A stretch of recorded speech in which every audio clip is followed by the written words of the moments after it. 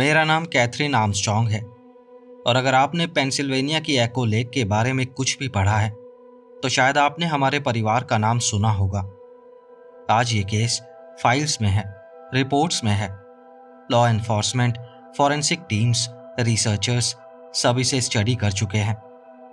लेकिन जब ये शुरू हुआ था तब ये बस हमारी एक फैमिली ट्रिप थी।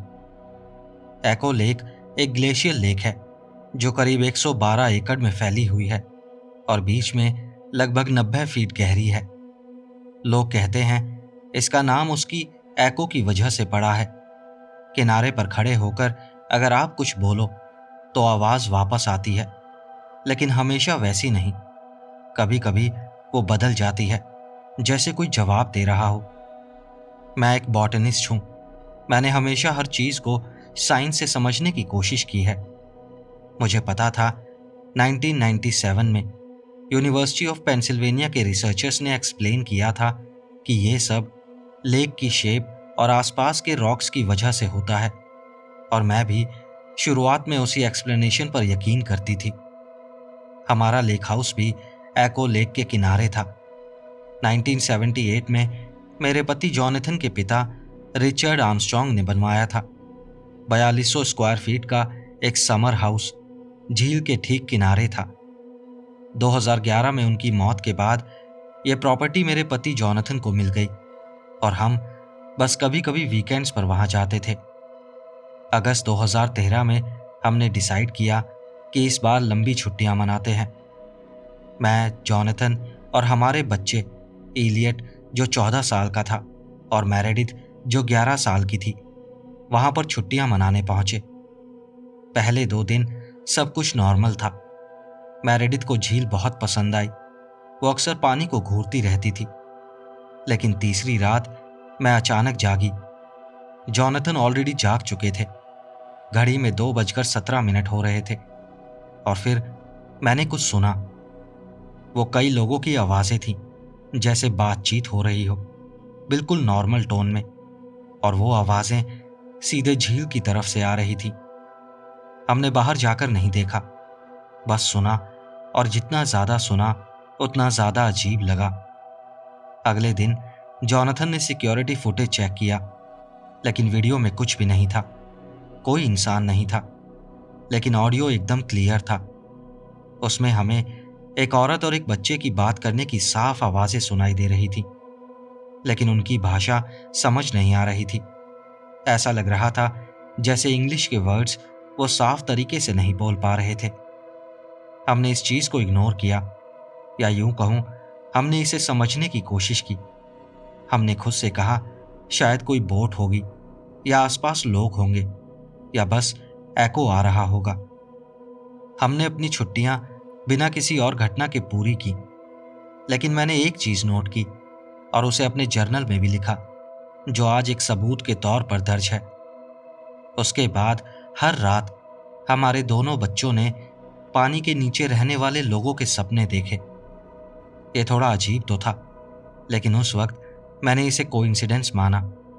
लेकिन आज मैं जानती हूं वो कोइंसिडेंस नहीं था। जून 2014 में हम वापस उस लेक हाउस पर गए और इस बार जॉनथन प्रिपेयर्ड थे। उन्होंने एक्स्ट्रा कैमरा लगाए, ऑडियो मॉनिटरिंग सिस्टम लगाए, और फिर वो आवाजें वापस आईं। हर रात 2 से 3 बजे के बीच, और हमेशा झील की तरफ से। लेकिन इस बार एक बदलाव था। तीसरे हफ्ते तक वो आवाजें हमारी बातें दोहराने लगी, जो हमने दिन में कहा था, डिनर पर कहा था, या कैजुअली कोई बात की थी। वो सब रात में हमें वापस सुनाई देता था, लगभग वैसा ही, लेकिन पूरी तरह नहीं। बीच में कुछ और भी जुड़ जाता था, ऐसी आवाजें जो हमारी नहीं थी। 17 जुलाई 2014 की रात मैं कभी नहीं भूल सकती। हम सब एक साथ जागे क्योंकि हमें लगा मेरेडिथ मदद के लिए चिल्ला रही है। उसकी चिल्लाने की आवाज झील की तरफ से आ रही थी। मैं और जॉनथन बाहर भागे और डॉक तक गए, लेकिन वहां कोई नहीं था। पानी बिल्कुल शांत था, लेकिन फिर भी आवाज आ रही थी, और ऐसा लग रहा था कि वो आवाज झील के बीच से आ रही है।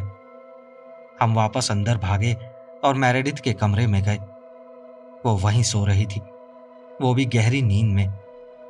जब हमने उससे पूछा तो उसे कुछ भी याद नहीं था, लेकिन वो आवाज पूरे 17 मिनट तक चलती रही। अगली सुबह जब हमने फुटेज देखी तो जॉनथन ने कुछ नोटिस किया जो हमसे पिछली रात छूट गया था। फुटेज में एक 3 सेकंड की क्लिप थी। उस क्लिप में डॉग के आखिर में एक आकृति खड़ी थी, एक औरत जैसी आकृति, और इंफ्रारेड में वो बस एक साई जैसी दिख रही थी।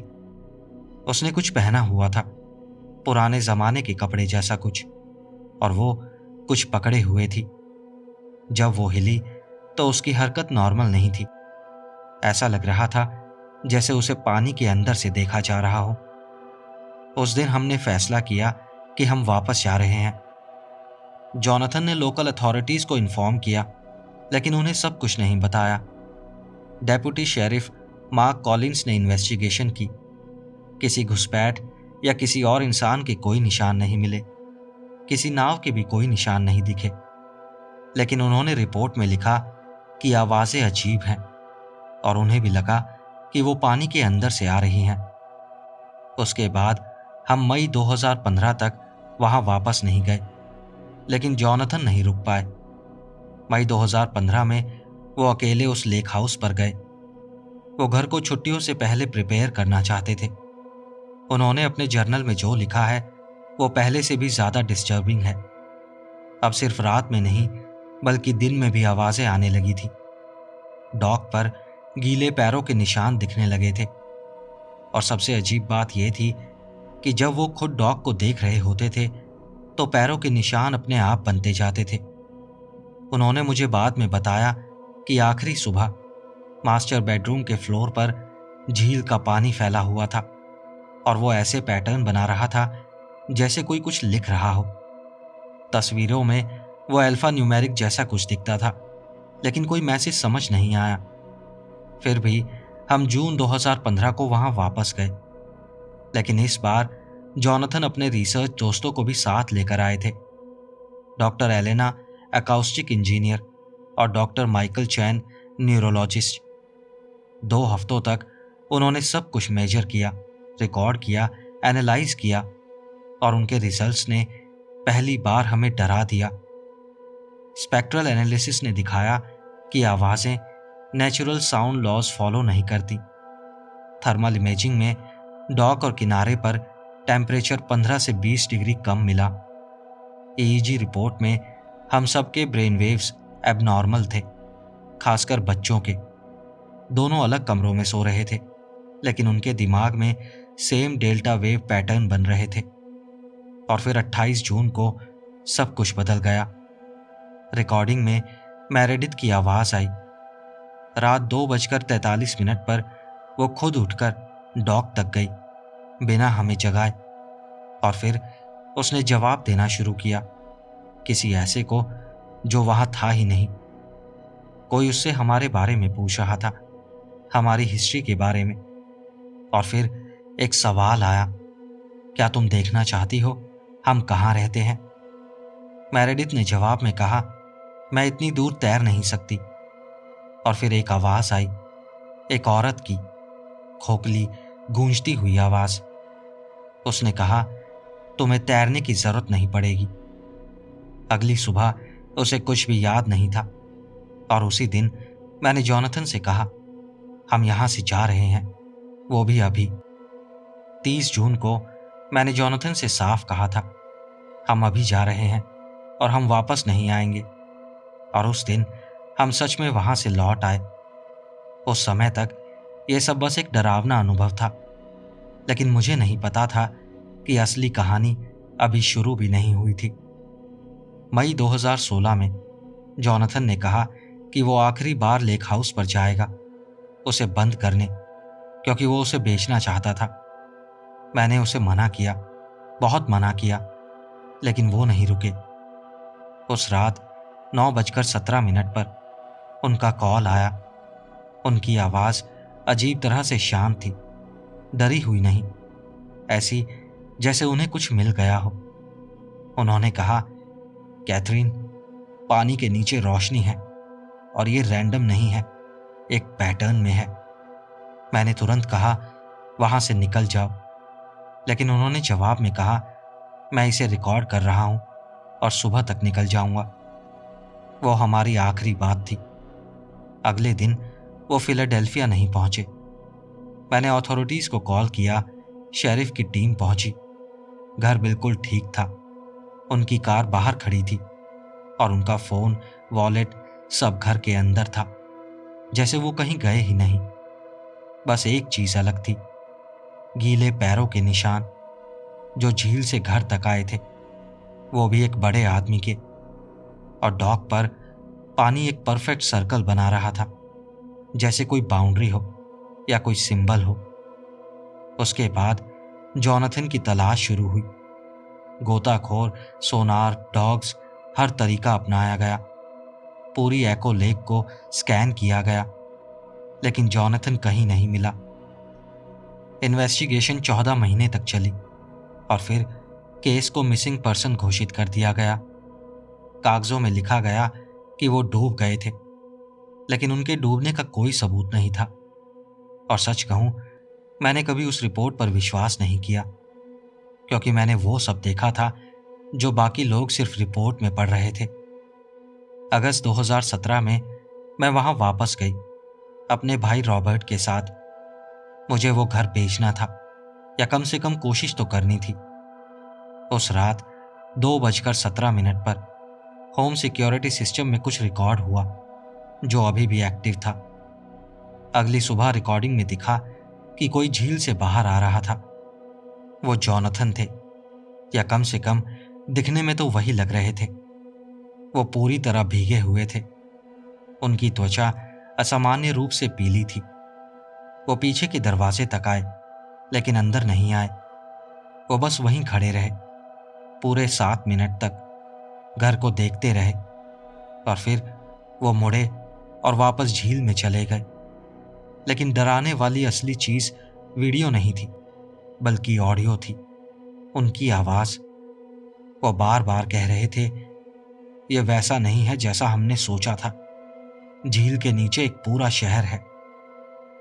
मैंने उसी समय पुलिस को बुलाया। उन्होंने फिर से वही देखा, गीले फुटप्रिंट्स झील से घर तक। लेकिन इस बार उन्होंने फुटप्रिंट्स के कास्ट लिए और कंफर्म किया कि वो जॉनथन के ही थे। उस दिन मैं समझ गई कि ये घर अब किसी और का नहीं हो सकता। मैंने उसे बेचने का ख्याल छोड़ दिया और मैंने रिसर्चर्स को अनुमति दी कि वो आएं और पता लगाएं आखिर ये सब क्या है। 2018 में एक टीम आई, मिस्काटॉनिक यूनिवर्सिटी के डिपार्टमेंट ऑफ अनयूजुअल फिनोमिना से। उस टीम को डॉक्टर रेबेका मार्श लीड कर रही थी। उन्होंने पूरी प्रॉपर्टी में मॉनिटरिंग सिस्टम लगाए, ground penetrating radar, hydrological surveys, acoustic sensors. और जो उन्होंने पाया वो किसी एक फील्ड में फिट नहीं बैठता था। झील के नीचे स्ट्रक्चर्स थे, नेचुरल नहीं, ज्योमेट्रिक स्ट्रक्चर्स, जैसे किसी ने बनाए हों। पानी के सैंपल्स नॉर्मल नहीं थे। 60 फीट के नीचे ऑक्सीजन बहुत ज्यादा थी और ऐसे कंपाउंड्स थे जो उस इकोसिस्टम में नहीं होने चाहिए। अकाउस्टिक डाटा दिखा रहा था कि आवाजें झील के सबसे गहरे हिस्से से आ रही हैं, रात 1 बजे से 4 बजे के बीच, और वो भी हर रात। और वो नेचुरल नहीं थी। टीम ने ऐसी 17 घटनाएं रिकॉर्ड की और उन्होंने उसे नाम दिया एको फिनोमिना, जहां हमारी बातें घंटों बाद वापस आती थी, लेकिन बदली हुई, जैसे कोई सीख रहा हो। डॉक्टर मार्श ने कहा था, यह ऐसा लगता है जैसे कोई इंटेलिजेंस इंसानी भाषा सीख रही हो। और फिर 17 अक्टूबर 2019 में सब कुछ खत्म हो गया। डेविड लेनियर, जो टीम का सदस्य था, डॉक पर खड़ा था। उसने रेडियो पर कहा कि उसे पानी के नीचे रोशनी दिख रही है, वो भी एक पैटर्न में। फिर उसने कहा, हाँ, मैं समझ गया, मैं खुद आकर देखता हूं। और वो बड़े ही शांत तरीके से पानी में चला गया। किसी ने उसे धक्का नहीं दिया, ना ही वो पैनिक में था। बस जैसे उसने झील के अंदर जाने का फैसला अपने आप लिया हो, और वो भी कभी वापस नहीं आया। उसके बाद रिसर्च रोक दी गई, प्रॉपर्टी खाली छोड़ दी गई। 2021 में मैंने वो जगह पेंसिल्वेनिया स्टेट को दे दी, लेकिन एक कंडीशन पर, उसे कभी डेवलप नहीं किया जाएगा और आम लोगों के लिए बंद रहेगा। सरकार ने कुछ समय के लिए झील को पूरी तरह बंद कर दिया। फाइल्स, रिकॉर्डिंग्स सब आर्काइव में रख दिए गए, उनका एक्सेस रेस्ट्रिक्टेड कर दिया गया। लेकिन कहानी खत्म नहीं हुई। 2022 में झील फिर से खोली गई, लेकिन कुछ नियमों के साथ। रात में स्विमिंग, फिशिंग सब बंद था। लोकल लोग कहते थे कि आवाजें अब बदल गई हैं। पहले साफ एको आता था, लेकिन अब वो बिगड़कर लौटता है, जैसे कोई नई भाषा बन रही हो। और फिर 17 मई 2022 को एक मोशन कैमरा में, जो वाइल्ड लाइफ के लिए लगाया गया था, उसमें 3 आकृतियां रिकॉर्ड हुई जो झील से बाहर आ रही थी। एक आदमी, एक औरत और एक लड़का। उनके चेहरे साफ नहीं थे, लेकिन उनकी बॉडी हमारे जैसी थी। जॉनथन, मैं और इलियट। वो 12 मिनट तक खड़े रहे, घर को देखते रहे और फिर वापस पानी में चले गए। एनालिसिस में कहा गया उनकी मूवमेंट बहुत अजीब थी, जैसे वो अभी भी पानी के नियमों से बंधे हों। आज ये केस अभी भी ऑफिशियली अनसॉल्व्ड है, लेकिन अगर आप मुझसे पूछें तो ये मिसिंग पर्सन केस तो बिल्कुल नहीं है। ये एक सीमा की कहानी है, जहां 2 दुनियाओं के बीच की दूरी इतनी कम हो जाती है कि कभी कभी कुछ लोग वापस आ जाते हैं, बस वैसे नहीं जैसे वो गए थे।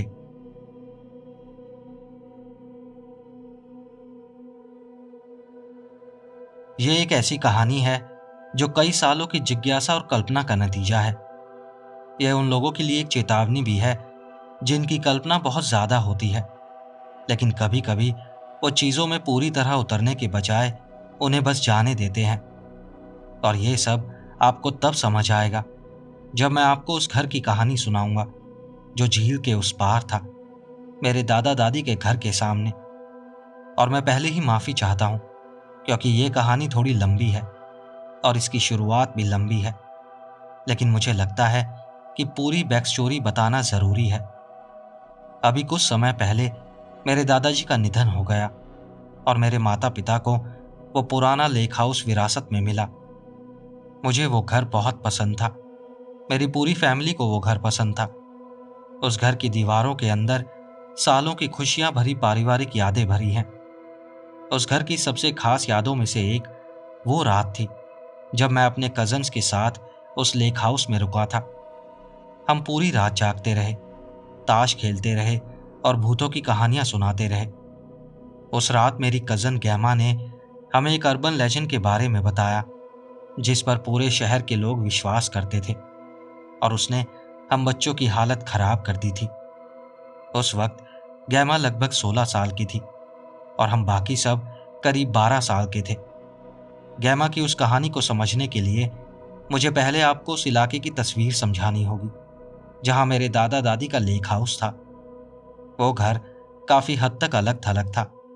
सड़क पर कुछ और घर भी थे, लेकिन लोग ज्यादातर अपने में ही रहते थे, किसी से खास मतलब नहीं रखते थे। घर के पीछे करीब 30 फीट का घास का मैदान था और उसके बाद जितनी दूर नजर जाए बस झील ही झील थी। सिर्फ एक चीज अलग थी, दूर क्षितिज पर एक छोटा सा द्वीप दिखता था और उस द्वीप पर एक घर था। वो कोई छोटा झोपड़ा नहीं था, असल में वो एक ठीक ठाक बड़ा घर था।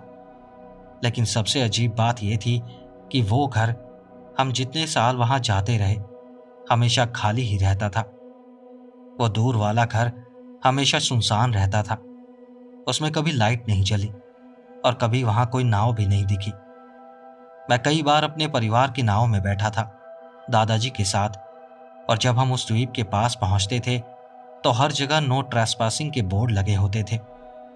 दादाजी हमें डराने के लिए बस इतना कहते थे कि वो घर भूतिया है, बस उससे दूर रहना तो कुछ नहीं होगा।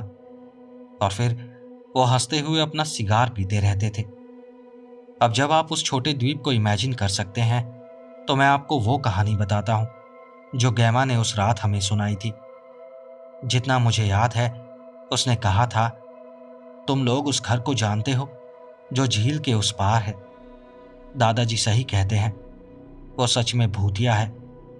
अगर तुम आधी रात के बाद उसके करीब जाओ तो तुम्हें वहां मरने वालों की चीखें सुनाई देंगी, उनकी दर्द भरी आवाजें सुनाई देंगी। किसी को उस आदमी का नाम नहीं पता, ना ही ये कि वो कहाँ से आया था, लेकिन वो लोगों को शहर से उठाकर उस घर में ले जाता था और फिर वो लोग कभी नहीं दिखते थे। फिर एक दिन वो हत्याएं अचानक बंद हो गई। शहर के लोगों को नहीं पता था कि उसके साथ क्या हुआ। कुछ कहते हैं वो पकड़ा गया, कुछ कहते हैं वो भाग गया और अभी भी कहीं बाहर है। कुछ तो ये भी कहते हैं कि वो आज भी वहीं रहता है। लेकिन कुछ लोग जैसे मैं सच्चाई जानते हैं। उसके शिकारों की आत्माएं वापस आईं और उसकी आत्मा को ले गईं। अब उसकी बदले की आग से भरी आत्मा उस घर में भटकती है और अगर तुम आधी रात के बाद उसके पास जाओ और फिर वो अचानक चीखी इतनी जोर से कि हम सब डर के उछल पड़े और फिर वो हंसने लगी। मेरे छोटे कजन्स तो रोने लगे, लेकिन मैं नहीं। मैं तो पूरी तरह से उस कहानी में खो गया था। उस कहानी ने मेरे दिमाग में एक अजीब सी जिज्ञासा भर दी जो उस लेक हाउस में रहने के बाकी दिनों तक मेरे अंदर रही। मुझे वो रात इतनी साफ क्यों याद है? क्योंकि उस कहानी ने मेरी जिंदगी बदल दी। मुझे पता है ये सुनने में अजीब लगता है कि एक साधारण और नामुमकिन सी कहानी मेरी जिंदगी बदल सकती है, लेकिन ऐसा सच में हुआ। उस कहानी ने हॉरर के लिए मेरी आंखें खोल दी और उसके बाद मैं हमेशा के लिए हॉरर का दीवाना बन गया। लेकिन उस कहानी का असली असर यह था कि मुझे झील के उस पार वाले घर से अजीब लगाव हो गया। मेरे कजन्स तो जल्दी ही उस कहानी को भूल गए, लेकिन मैं उस घर के पीछे पागल हो गया, इतना कि ये ऑब्सेशन थोड़ा डरावना हो गया। मैंने बाइनोकुलर्स खरीद लिए और जब भी हम वहां जाते तो मैं उन्हें साथ लाता और उस घर को घंटों देखता रहता। मैं एक अच्छा आर्टिस्ट भी हूं और वो घर मेरा मेन सब्जेक्ट बन गया। मैं उसे बार बार बनाता और हर तरह की अजीब चीजें स्केच करता, जैसे उस घर से निकलती हुई डरावनी आकृतियां। जब भी मैं बात करता कि नाव लेकर उस द्वीप तक चलते हैं तो मुझे तुरंत रोक दिया जाता। या तो पापा रोक देते या दादाजी।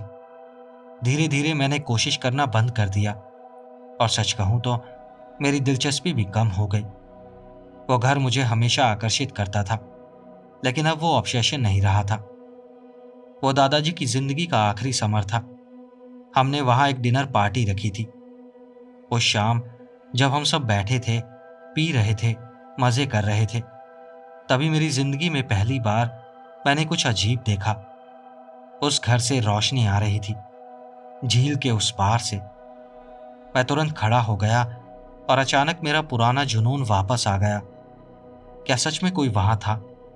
क्या वो आत्माएं थी जैसा गैमा ने कहा था? मैंने कोशिश की कि कोई नाव लेकर मुझे वहां ले चले, लेकिन कोई भी तैयार नहीं हुआ। सबने मना कर दिया। सबने शराब पी रखी थी और झील पर अंधेरा छाया हुआ था। कोई भी इतनी बेकार चीज के लिए जोखिम नहीं लेना चाहता था। मेरे पापा ने कहा कि जो भी उस जगह का मालिक है शायद बस घूमने आया होगा, और उन्होंने मुझे कहा कि शांत हो जाओ और बाकी सबकी तरह बस आराम से बैठो। फिर समय तेजी से आगे बढ़ा और हाल ही में जब मेरे दादाजी का निधन हुआ तो जैसा मैंने पहले बताया, वो घर मेरे पापा को वसीयत में मिल गया। जैसे ही गर्मी के महीने आए हम उस लेक हाउस पर गए और उसे साफ करना शुरू कर दिया और उसकी मरम्मत भी शुरू कर दी। मेरे माता पिता का प्लान था कि वहां शिफ्ट हो जाएं और शहर वाला घर मुझे बेच दें। इतने सालों तक लेक हाउस होने के बावजूद मेरे पास कभी बोटिंग लाइसेंस नहीं था और मैंने कभी नाव चलाने की कोशिश भी नहीं की थी। लेकिन पिछली गर्मियों में मैंने ये बदल दिया था। मैंने ठान लिया था कि एक रात उस आइलैंड को एक्सप्लोर करूंगा। पूरे दिन पेंटिंग करने के बाद मेरे माता पिता शहर लौट गए और मैंने फैसला किया कि मैं अपनी गर्लफ्रेंड के साथ वहीं झील पर रुकूंगा। किस्मत से वो रात साफ थी, तो चांद अच्छी खासी रोशनी दे रहा था और मैं ठीक से देख पा रहा था। लेकिन उस रात झील के उस पार वाले घर से कोई रोशनी नहीं आ रही थी। उस रात मैंने और मेरी गर्लफ्रेंड ने नाव तैयार की और उस आइलैंड तक जाने के लिए एक छोटे से सफर पर निकल पड़े। नो ट्रेसपैसिंग के बोर्ड अभी भी लगे हुए थे और वो घर खुद ऐसा लग रहा था जैसे कभी भी गिर सकता है। साफ था कि वहां रहना सुरक्षित नहीं था। मैंने नाव को एक डॉक पर लगाया, जो हैरानी की बात थी क्योंकि वो अभी भी खड़ा था। मेरी गर्लफ्रेंड ने मुझे समझाने की कोशिश की कि मैं घर के अंदर ना जाऊं, लेकिन मुझे खुद देखना ही था। 20 साल की जिज्ञासा मुझे अंदर से खाए जा रही थी। मैंने सबसे पहले खिड़कियों से अंदर झांका, ये सुनिश्चित करने के लिए कि वहां कोई नहीं है। वो घर पूरी तरह रहने लायक नहीं था। हर जगह कचरा और मलबा फैला हुआ था। मैंने दरवाजा खोला, जो हैरानी की बात है खुला हुआ था। मेरी गर्लफ्रेंड अनमने मन से नाव से उतरी और दरवाजे पर खड़ी रही। मैं चारों तरफ पड़े खतरे से बचते हुए अंदर बढ़ा। अंदर कुछ भी खास नहीं था, बस मलबा, कचरा और तरह तरह का कूड़ा पड़ा था। लेकिन तभी मुझे घर में चरमराने की आवाजें सुनाई देने लगी। मेरा दिमाग उत्साह और डर से भर गया। क्या यहाँ सच में भूत हो सकते हैं? यह ख्याल मेरे दिमाग में आया, लेकिन मेरी समझ कह रही थी कि ये एक पुराना घर है और पुराने घर आवाज करते हैं, तो शायद ये भूत नहीं है। लेकिन आवाजें तेज होने लगी और वो किसी भी पुराने घर जैसी नहीं लग रही थी। कुछ गलत लग रहा था। फिर भी मैं घर के कमरों में घूमता रहा और कसम से मुझे फुसफुसाने या सांस लेने की आवाजें सुनाई दे रही थी। इस वक्त मैं पूरी तरह सतर्क हो गया था। आखिरकार मैं पहले फ्लोर के आखिरी कमरे में पहुंचा और वहां की बदबू बहुत भयानक थी। फर्श पर खिड़की के पास कुछ खाना पड़ा था, जो हाल ही में खाया गया था। उसमें सॉस या केचप जैसा कुछ था, क्योंकि वो अभी भी गीला था, सूखा नहीं था। उस कमरे में स्लीपिंग बैग भी पड़े थे और कुछ मोमबत्तियां भी थीं, जो काफी नई लग रही थी। मैंने तुरंत चिल्लाकर अपनी गर्लफ्रेंड को कहा कि हमें तुरंत यहां से निकलना होगा। मैं कोई जोखिम नहीं लेना चाहता था। शायद मेरा चिल्लाना ही उसकी वजह बना जो आगे होने वाला था। अचानक 2 लोग उसी कमरे की अलमारी से बाहर आए। उन्होंने मुझे जमीन पर धक्का दिया और मेरी गर्लफ्रेंड को भी धक्का दिया। मैं उठा और उनके पीछे भागा। तभी मुझे उनमें से एक को ठीक से देखने का मौका मिला। उन 2 लोगों में से एक औरत थी और वो दोनों हमारी नाव में चढ़ गए। दूसरा आदमी लड़खड़ाते डॉक पर खड़ा था। वो शायद 30 के आसपास था। उसका हाल खराब लग रहा था, शायद किसी नशे में था। उसकी दाढ़ी गंदी और चिपचिपी थी और बहुत घिनौनी थी। उसके बाल छोटे कटे हुए थे और उसके शरीर पर फोड़े फुंसी हो रखे थे। उसके हाथ में टूटी हुई बोतल थी, जिसके किनारे नुकीले थे। वो आदमी हवा में बेतहाशा वार करने लगा और बोला, एक कदम और बढ़ाया तो मैं मार दूंगा। मैं ये टेस्ट नहीं करना चाहता था, तो मैंने उसे जाने दिया और वो दोनों हमारी नाव लेकर अंधेरे में गायब हो गए। खुशकिस्मती से हमारे पास फोन था, तो हमने तुरंत पापा को कॉल किया और पुलिस को भी बताया। लेकिन एक बहुत खराब रात के बाद जब हमने पुलिस को सब बताया, फिर भी वो दोनों कभी नहीं पकड़े गए। पापा की नाव उन्हें झील में कई मील दूर मिली। नाव के अंदर उन्हें वो टूटी बोतल, सिगरेट का पैकेट और एक पॉकेट नाइफ मिला। मैं आज भी उस डर के साथ जी रहा हूं और मुझे ट्रेसपैसिंग के लिए कानूनी परेशानी भी झेलनी पड़ी। लगता है वो बोर्ड सिर्फ दिखावे के लिए नहीं थे। जब उन्होंने घर की और जांच की तो आइलैंड के पीछे एक छोटी नाव मिली। उस नाव में एक बड़ा छेद था और उनका मानना था कि वो हमलावर उसी नाव से आइलैंड तक आए थे और उसी छेद की वजह से वो वहां फंस गए थे। आज तक उन लोगों का कोई पता नहीं चला और मैं तब से उस लेक हाउस पर वापस नहीं गया और उस आदमी का पागल चेहरा मेरे दिमाग से कभी नहीं निकलेगा।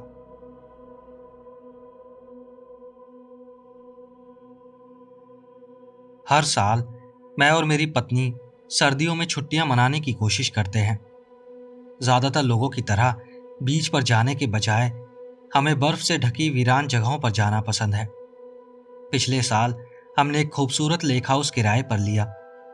उसके आसपास कई मील तक दर्जनों ट्रेल्स थी जहां हम हाइकिंग कर सकते थे। सब कुछ बिल्कुल परफेक्ट लग रहा था, लेकिन फिर कुछ ऐसा हुआ जिसके बारे में सोचकर आज भी मुझे अजीब सा लगता है। कुछ ऐसा जो आज भी मुझे प्रभावित करता है। मैं कोशिश करूंगा कि इस कहानी को अपनी पूरी क्षमता से बताऊं और कोई भी डिटेल ना छोड़ूं। हम रविवार की दोपहर उस लेक हाउस पर पहुंचे और तुरंत आराम से सेट हो गए ताकि कुछ ना करते हुए अपनी छुट्टियों का आनंद ले सकें। उस घर का लिविंग रूम लगभग पूरा खिड़कियों से बना था जो झील की तरफ खुलती थी। हालांकि उसे झील कहना थोड़ा अजीब था क्योंकि वो पूरी तरह जमी हुई थी, तो वो किसी बंजर रेगिस्तान जैसी लग रही थी। बस फर्क इतना था कि रेत की जगह बर्फ थी। मुझे पता है कुछ लोगों को ये पसंद नहीं आता, लेकिन मुझे और मेरी पत्नी को ये बहुत पसंद था। अगली सुबह जब हम उठे तो हमने देखा कि हमारे दरवाजे के बाहर सीढ़ियों पर एक छोटा सा पैकेज रखा था। यह हमें दिलचस्प लगा, लेकिन डरावना नहीं। हमने सोचा कि यह पैकेज मालिक ने छोड़ा होगा।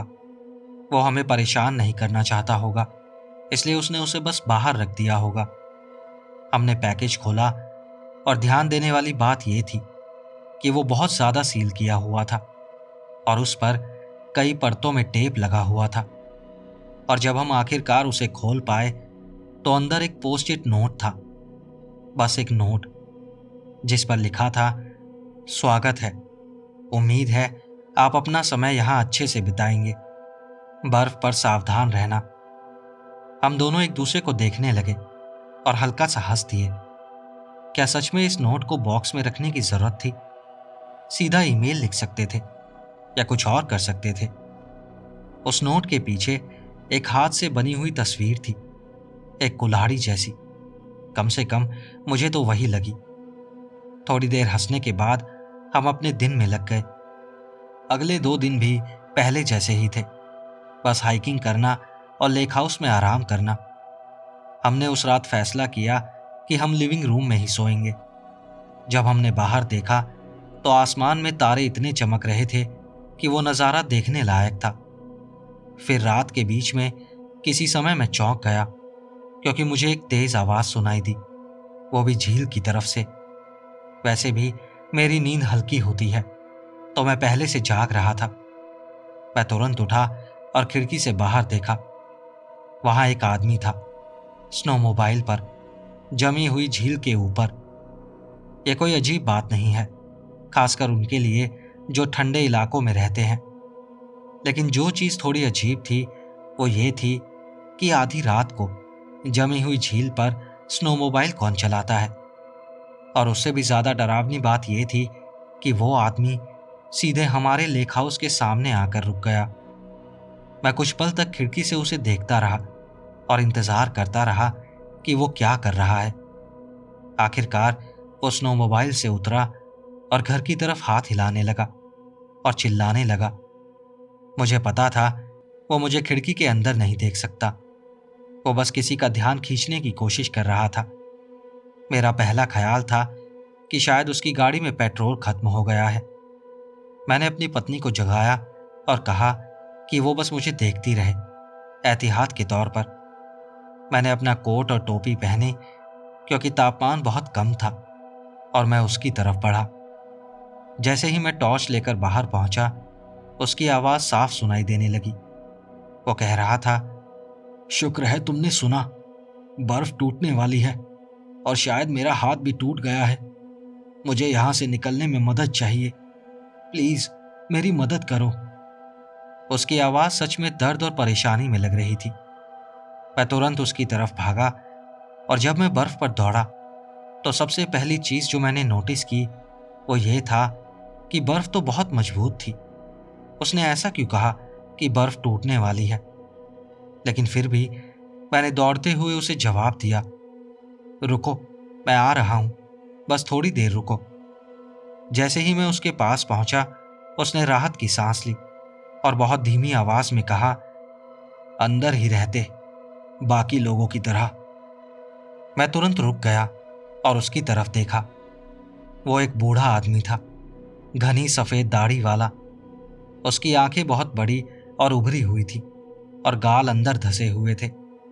उसका चेहरा अजीब था और कुछ सेकंड में ही जब मैं उसे देख रहा था, उसने फिर से फुसफुसाकर कहा, मैंने कहा था ना, बर्फ पर सावधान रहना। यही बात उस नोट में भी लिखी थी जो हमें कुछ दिन पहले मिला था। वो वही आदमी था जिसने वो नोट छोड़ा था। जब मैं ये सब जोड़ रहा था, तभी उसने एक चाकू निकाला और मुझ पर वार कर दिया।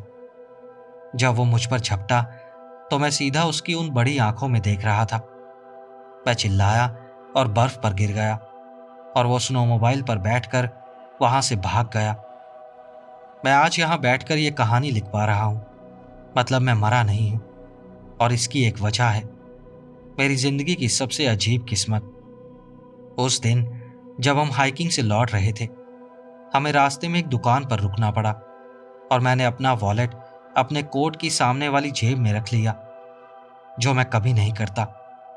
मैं भूल गया था कि वॉलेट वहीं है, इसलिए घर आकर भी मैंने उसे बाहर नहीं निकाला और वो अभी भी मेरे कोट में था। मेरी किस्मत अच्छी थी कि उसका चाकू मेरे कोट को पार करके सीधे मेरे वॉलेट में जा लगा। मैं गणित में अच्छा नहीं हूं, लेकिन यह संभावना बहुत ही कम होगी। जैसे ही वो आदमी मेरी नजरों से ओझल हुआ, मैं अंदर भागा। हमने पुलिस को कॉल किया और करीब 1 घंटे बाद भी मैं कांप रहा था और उस आदमी का चेहरा मेरे दिमाग से निकल नहीं रहा था। अगली सुबह हम तुरंत वहां से निकल गए और उस घर के मालिक ने हमारा पूरा पैसा वापस कर दिया और कहा कि वो कम से कम इतना तो कर ही सकता है। मैंने पुलिस को हर चीज बताई, हर छोटी बड़ी डिटेल, उस आदमी का हुलिया, उसकी लिखावट, स्नोमोबाइल का रंग, लेकिन पुलिस से कभी कोई जवाब नहीं आया। और ये सोचकर आज भी मुझे अंदर से झटका लगता है कि वो आदमी शायद अभी भी कहीं बाहर है। मैं कभी नहीं समझ पाऊंगा कि कुछ लोग इतने ज्यादा बुरे कैसे हो सकते हैं।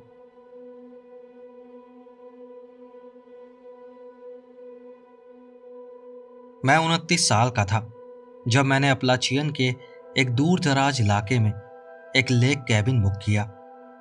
यह फैसला थोड़ा अचानक लिया गया था।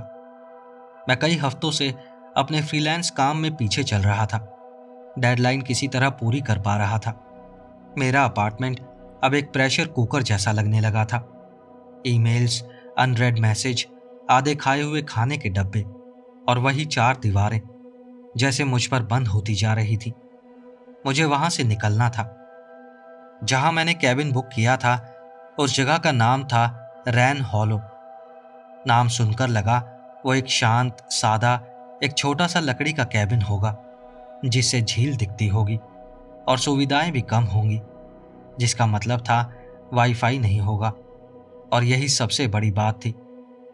सच कहूं तो मैंने सोचा यह अकेलापन मुझे काम पर ध्यान देने के लिए मजबूर करेगा।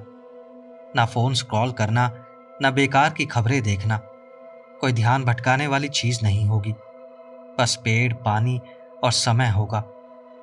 वहां तक का सफर पूरी दोपहर ले गया और मेरा जीपीएस तीसरी और चौथी पहाड़ी के बीच कहीं बंद हो गया।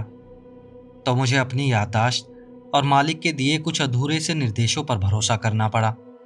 जंग लगे मेल बॉक्स पर बाएं मुड़ना, पत्थर के पुल को पार करना और प्राइवेट प्रॉपर्टी के बोर्ड को नजरअंदाज करना।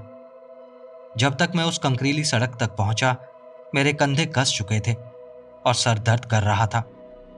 वो कैबिन एक पतली सी सड़क के अंत में था, जैसे झील के किनारे बस रख दिया गया हो, जैसे कोई उसे भूल गया हो। देखने में कुछ भी खास नहीं था। छत नीची, दीवारें पुरानी और बरामदा थोड़ा सा एक तरफ झुका हुआ था। पूरा घर ऐसा लग रहा था जैसे अगर सांस ले सकता तो आह भरता। मैं 1 मिनट कार में ही बैठा रहा और बस सुनता रहा। ना ट्रैफिक, ना आवाजें, ना ऊपर कोई प्लेन, बस खामोशी, गहरी पूरी तरह की खामोशी। ऐसा लग रहा था जैसे पूरा जंगल सांस रोक कर बैठा हो। कैबिन के अंदर हल्की सी देवदार की खुशबू थी। फर्नीचर के नाम पर अलग अलग पुराना सामान था। खरोच वाली लकड़ी की कुर्सियां, एक ढीला सा सोफा और एक टेबल जो लगती थी जैसे किसी चर्च के बेसमेंट से लाई गई हो। वहां एक फायरप्लेस था, उसके पास लकड़ियों का ढेर लगा था और एक किचन थी जो साफ थी। वो कैबिन ठीक ठाक था, रहने लायक था। सबसे अच्छी चीज थी उसका नजारा। कैबिन का पिछला हिस्सा झील की तरफ खुलता था। बड़ी खिड़की और छोटा सा पोर्च जो सीधे पानी की तरफ था। जब मैं अपना आखिरी बैग लेने बाहर निकला तो मैंने देखा किनारे से एक पुराना डॉग झील में जा रहा था।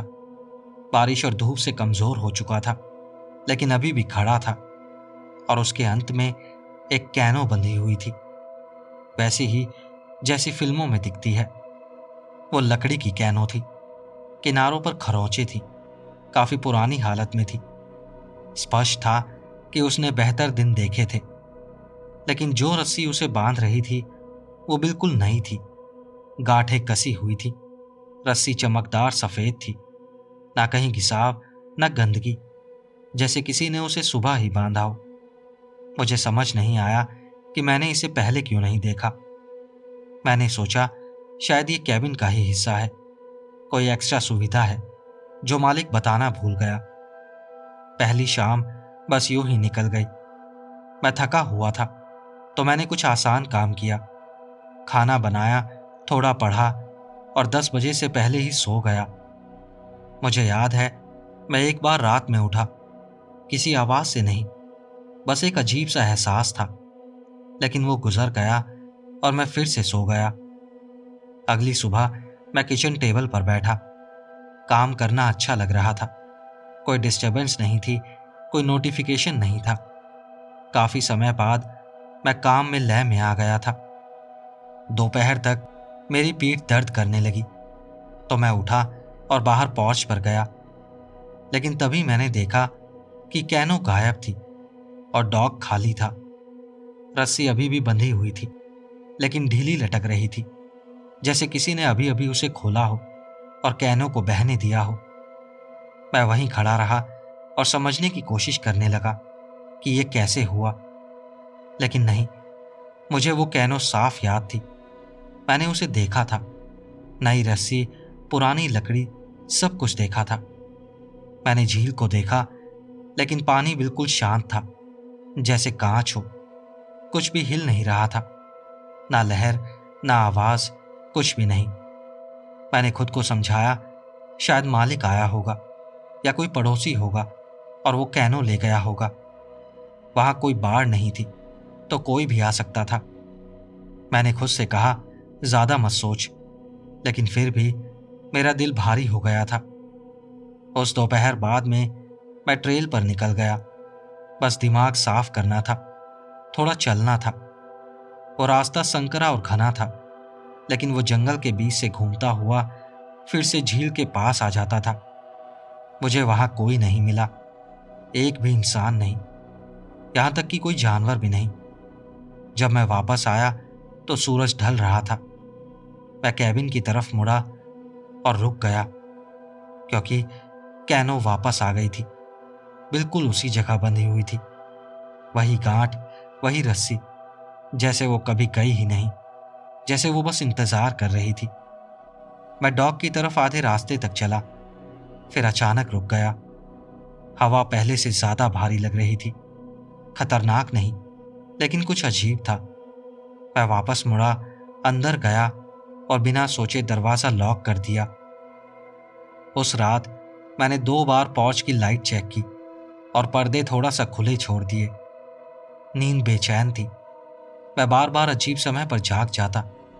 दिल तेज धड़कता हुआ होता, जैसे मेरे शरीर को कुछ पता हो। सुबह होने से ठीक पहले मैंने हार मान ली और कॉफी बनाने लगा। मैंने बिना सोचे पर्दा हटाया। कैनो पानी में नहीं थी, उसे उल्टा करके डॉक पर रखा गया था। उससे पानी टपक रहा था और लकड़ी पर जमा हो रहा था। रस्सी भी गीली थी, जैसे अभी अभी खींची गई हो। सब कुछ अभी अभी इस्तेमाल किया हुआ लग रहा था। मैं वहीं खड़ा रहा, दोनों हाथों में कप पकड़े हुए, अंदर से खाली सा महसूस करते हुए। मैं बाहर नहीं गया, ना ही अपने लैपटॉप को छुआ। मैं घंटों टेबल पर बैठा रहा, किसी भी आवाज का इंतजार करता रहा, लेकिन हवा बिल्कुल शांत थी। उस रात मैंने सारी लाइट्स जला दी, बिस्तर पर बैठा रहा, पूरे कपड़ों में, जूते भी पास रखे हुए थे। वो एहसास कि कोई देख रहा है अब अंदर आ चुका था। करीब आधी रात को वो एहसास फिर से आया, जैसे झटका लगा हो कि मुझे देखना चाहिए। मैं खिड़की तक गया और पर्दे को थोड़ा सा हटाया। कैनो गायब थी और रस्सी हिल रही थी, पानी में जाती हुई गोल गोल घूम रही थी, जैसे किसी ने अभी अभी छोड़ी हो। उसके आगे झील पूरी काली थी, जैसे उसका कोई अंत ही ना हो। मैं आंखें सिकोड़कर उसे घूरता रहा, कुछ देखने की कोशिश करता रहा, लेकिन कुछ नहीं दिखा। आखिर में मैंने पर्दा बंद कर दिया और बिस्तर के किनारे बैठ गया, हाथ अपनी गोद में कसकर पकड़े हुए था। सूरज निकलने तक मैं ऐसे ही बैठा रहा। चौथे दिन तक मैं टूटने लगा था, ना खा पा रहा था, ना ध्यान लगा पा रहा था। मेरे हाथ कांप रहे थे जब मैं सूटकेस बंद करने की कोशिश कर रहा था। मैं ऐसे पैक कर रहा था जैसे आग से भाग रहा हूं। कपड़े बस ठूंस रहा था, कुछ चीजें वहीं छोड़ दी, फ्रिज भी चेक नहीं किया। मुझे बस निकलना था। एक बैग कंधे पर था और दूसरा घसीटते हुए जैसे ही मैं पोर्च पर आया, मैं रुक गया। कैनो डॉक पर नहीं थी, उसे खींचकर किनारे पर लाया गया था। आधी कीचड़ में धसी हुई थी और एक अजीब से एंगल पर पड़ी थी, जैसे जल्दी में खींची गई हो। और उसके ऊपर रखी थी एक फ्लैनल शर्ट, जो मेरी नहीं थी। वो शर्ट पूरी तरह भीगी हुई थी। उसकी बाजू ऐसे रखी थी जैसे किसी ने खास मेरे लिए रखी हो, पानी से भारी, झुकी हुई, लेकिन रंग साफ दिख रहा था, लाल और नीली, जानी पहचानी सी, लेकिन पूरी तरह नहीं। मैंने उसे छुआ भी नहीं, मैं उसके पास भी नहीं गया। मैंने 2 बार कार तक चक्कर लगाया और दोनों बार मेरी नजरें जमीन पर ही रहीं। मेरे हाथ इतने कांप रहे थे कि मेरी चाबी गिर गई।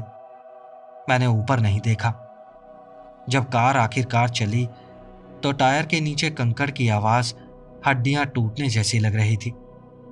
मैंने खुद को सांस भी नहीं लेने दिया जब तक पेड़ों ने पीछे सड़क को ढक नहीं लिया और झील पूरी तरह गायब नहीं हो गई और मैंने कभी पीछे मुड़कर नहीं देखा।